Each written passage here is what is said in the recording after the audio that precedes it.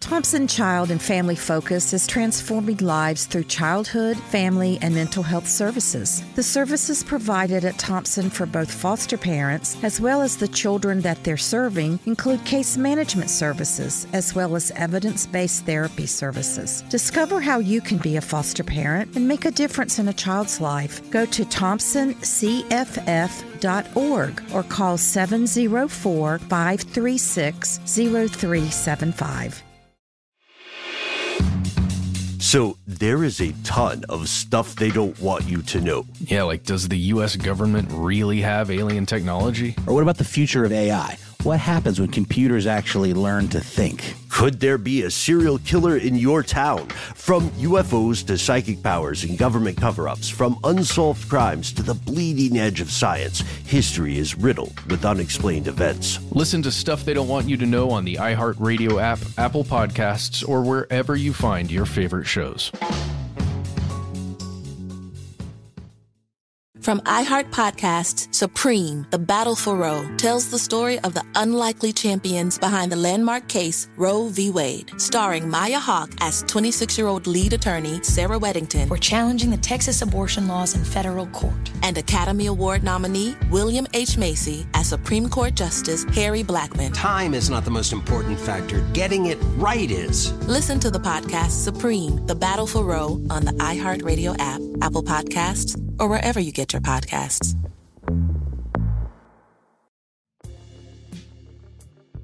Hi, listeners. I'm Nedra Glover-Tawwab, and you need to hear this.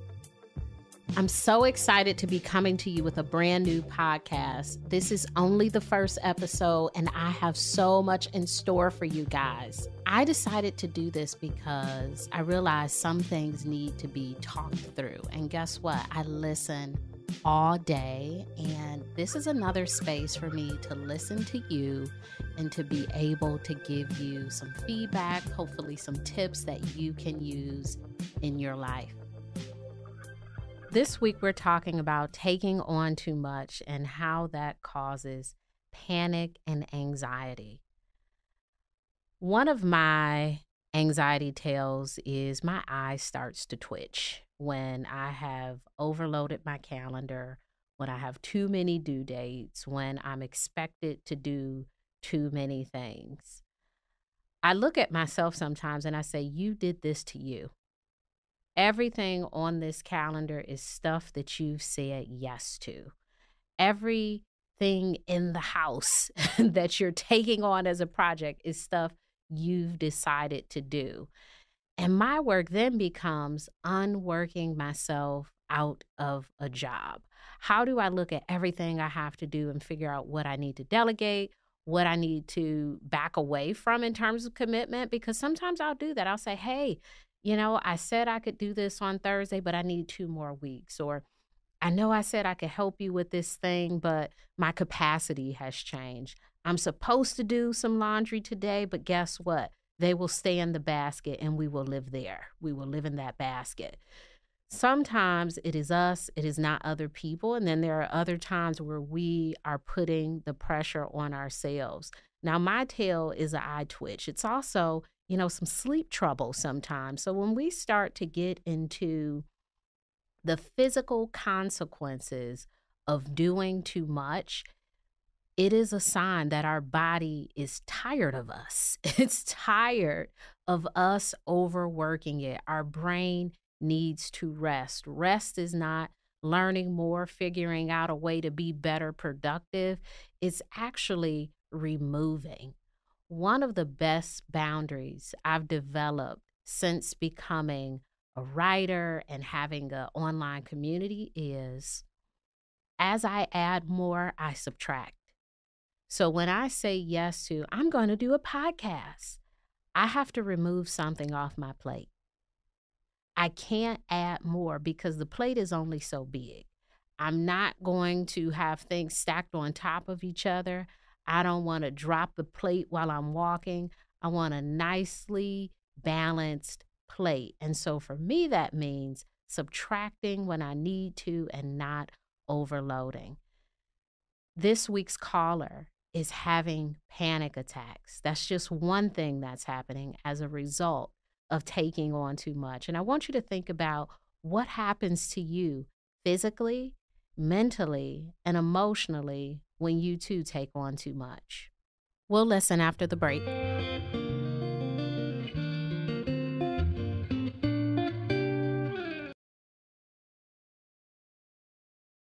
Hi, Nedra. Your book on boundaries has helped me immensely.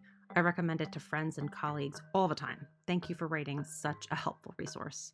So, here's my situation. I'm in my early 40s. I have a family. I have a full-time job in advertising. I constantly find myself in the position of rescuing and helping, to the point where I might burn myself out, and I end up needing to rescue myself when panic attacks hit. I hear you saying I constantly find myself in the position of, and what I hear is, or what I'm thinking when you say that is, I constantly put myself in the position of. Finding yourself is like, oh my gosh, all of these things are happening to me. Putting is you are saying, yes, there has to be some ownership in this overtasking of self. It's not always them, a portion of it is you. There is something you're getting from being an over helper. So as we're going through this, I want you to get honest with yourself about what is the thing that you get from helping other people. Maybe you like being called a good person. Maybe you like being thought of as helpful. Maybe you like having a lot of information to share. And, to some extent, perhaps that works for you, but it sounds like in this situation, it is no longer working. So, in our language with other people, everybody's putting everything on me. I am taking things on. At home, I'm always the one cleaning, helping with homework, handling finances. I'm very organized, and that honestly helps me stay sane. But I tend to take on a lot more than I probably should. And I need to delegate, which I don't always do. Work, that's often disorganized. Not a lot of people communicate well, or if they do, it's all in a pinch. And when in reality, things could have definitely been solved better if we knew about work assignments earlier so my team could plan ahead. I'm always the one cleaning, helping with homework, handling finances. And there is an acknowledgement that you don't delegate well. You will always be the person doing these things as long as you agree to be the person doing these things. Delegation is such a wonderful life skill because it frees you up to do the things that you do well. It frees you up to take care of yourself. It frees you up to maybe, spend time in other places. But feeling like you're good at everything or you have to do everything, it's not a wonderful place to exist. So I would wonder if there are other people in your home, how do you bring them in? If it's, roommates, a partner, children, everyone can help with cleaning to some extent. If it's a small child, they can pick their little toys up. If it's an older child, perhaps they can do the dishes or unload the dishwasher. If it's your partner, it could be splitting those tasks. But believing that you are the only person to do it will keep you in that role. Helping with homework, I think even that there are ways to bring in support. Perhaps it's tutoring, perhaps it's a partner, perhaps it's your friends who come over and help. There are many things that we have to do, and there are some things that we choose to do. So I would encourage you to make a list of the things you're doing in the home and to figure out which things on that list that you actually have to do. You have to be the person doing it. I bet there are lots of things on that list that you can ask others to help you with. And it's not just about asking. Sometimes when you're an over helper, it's a problem with receiving help. It's not just that oh my gosh, I ask people and they don't help me. Sometimes people will say to you, what do you need my help with? And if you're an over helper, you may not know how to receive that support or even tell a person what you actually need help with. So make sure that you have a list of, I need help with cleaning. I need help with, helping the kids with homework. I need help with whatever those things are, have some ideas. Because sometimes, even with our partners, if we seem to enjoy doing laundry, we're in some rhythm, or we're not complaining about cooking, it can be perceived that you actually like the job. So how do you start to say, I think we equally hate this and we need to divide it? I think we're equally good at washing a plate off and we need to divide this task. There are so many things that you're doing that others can do in place of you, and you have to start to release yourself from completing all activities in the home because you're just listing things at this point. It's like cleaning, cooking, finances, also helping my friend with her pit bull. There's so many things that I think you can be delegating here, and you feel so much more ease. We'll come back to this after the break.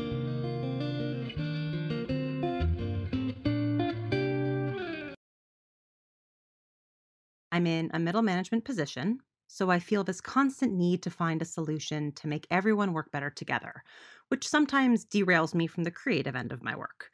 It's not something upper management charged me with fixing. I just start to jot down ideas and solutions. I try to put them into action. I read all the books. I listen to podcasts. I educate myself as much as I can. And I can't tell if I'm helping myself become a great leader and mentor or if I'm taking too much on.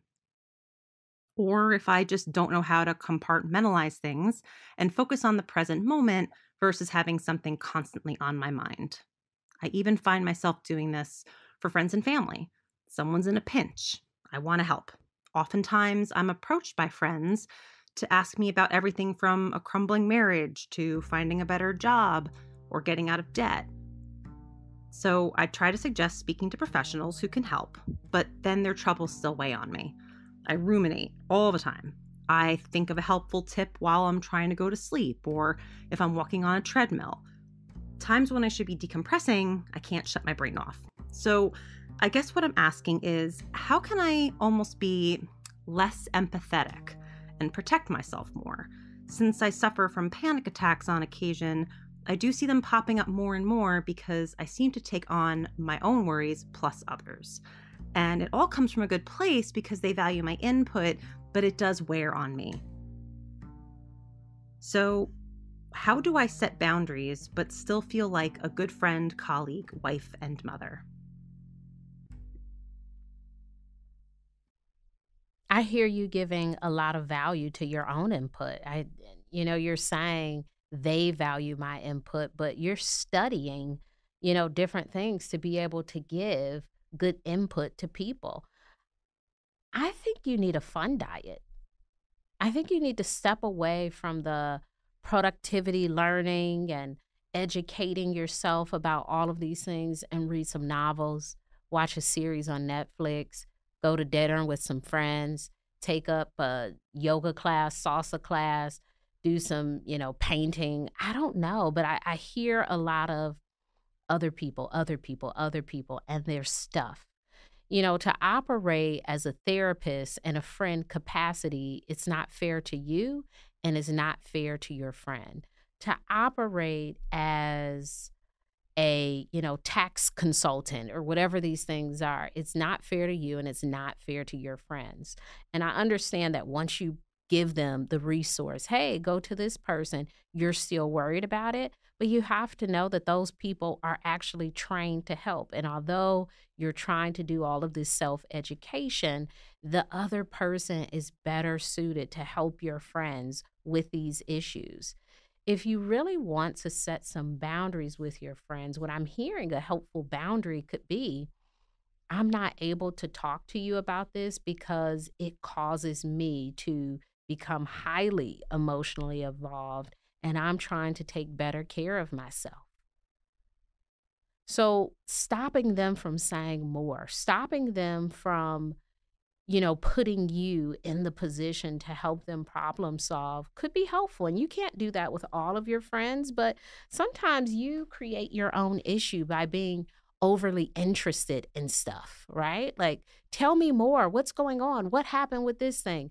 You don't have the capacity to help in those situations. So it might be to your benefit to not ask for more information or to not probe deeper with some people. I'm not saying abandon your friends, but I'm saying nurture yourself.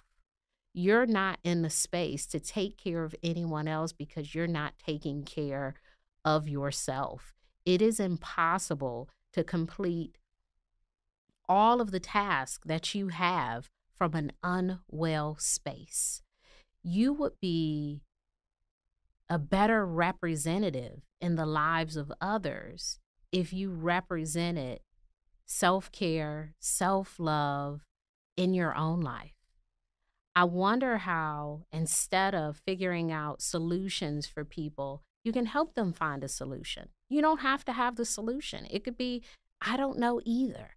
It may not be you going down the path of, let me read this thing, let me talk to this person, let me think of this idea. That's more work for you. What if you were to put it back on them? I don't know. Let's, tell me some ideas that you have. What other things have you thought of? Sometimes we feel like it's other people, it's the other person bringing their issues to us, when in actuality, we're making this space to be this person who takes on everyone's problem. And I want you to start to work yourself out of that job, to start to give a resource and believe that that resource can actually help the other person. I want you to start putting your pen down, not jotting down any more ideas for anyone else's life but your own. I want you to start taking really good care of yourself. That's, waking up, maybe reading something, making sure you have enough water, moving your body, having delightful conversations, not heavy ones.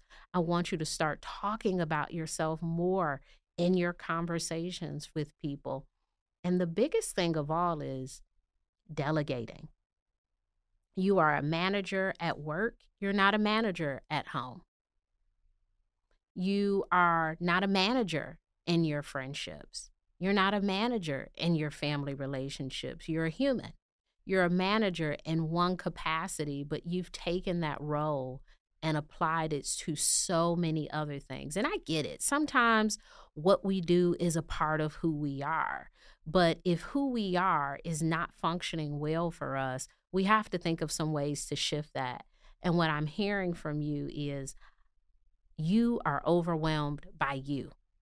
It seems like it's a lot of other people, but it's also your desire and your capacity to show up.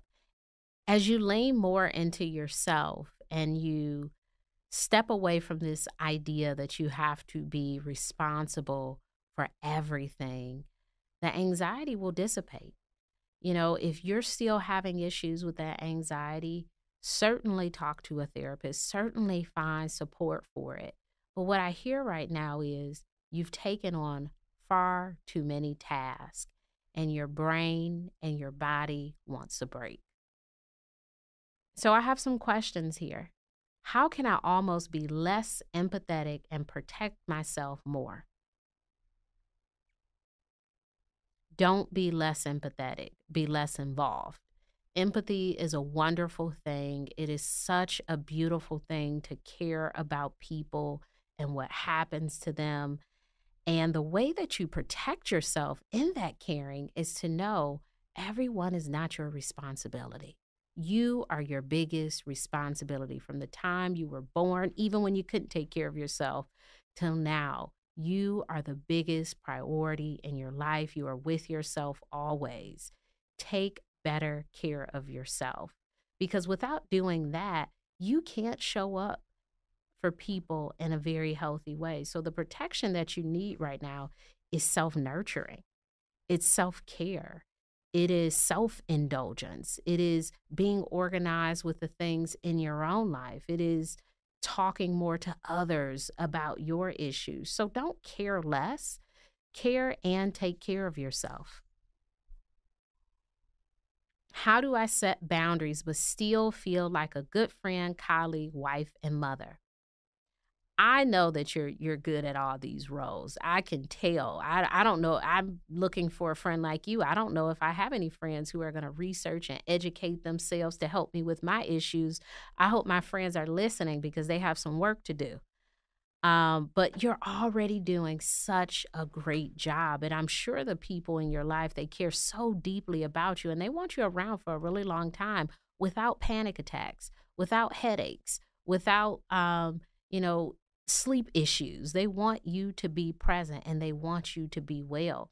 So boundaries will be a healthy part of the relationship. It doesn't mean that you'll be, a terrible friend or you'll be worse as a colleague. It just means that you'll show up in a more delightful way. You'll be refilled and not just depleted by everything that's happening around you. So the boundaries is a really healthy thing. I don't want you to think of it as, oh my gosh, if I have boundaries, I'll never listen to my friends again. You can still listen to them. It's just that what you're adding, the energy that you give to the situation will be different. The energy you give at work, it will be different. The things that you request from others, there will be more of those things. And those are healthy boundaries to have in relationships. You need to hear this.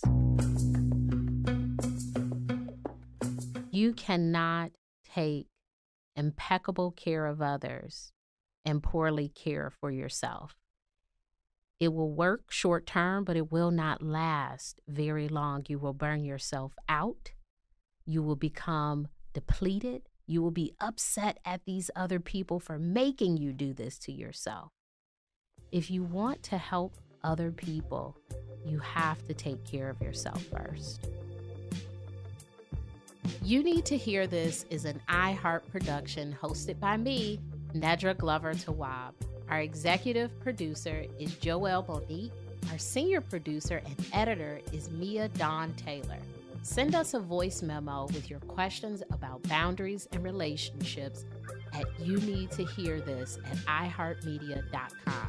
Please be sure to rate our show wherever you listen to it and share this episode with someone who needs to hear this. Talk to you next time.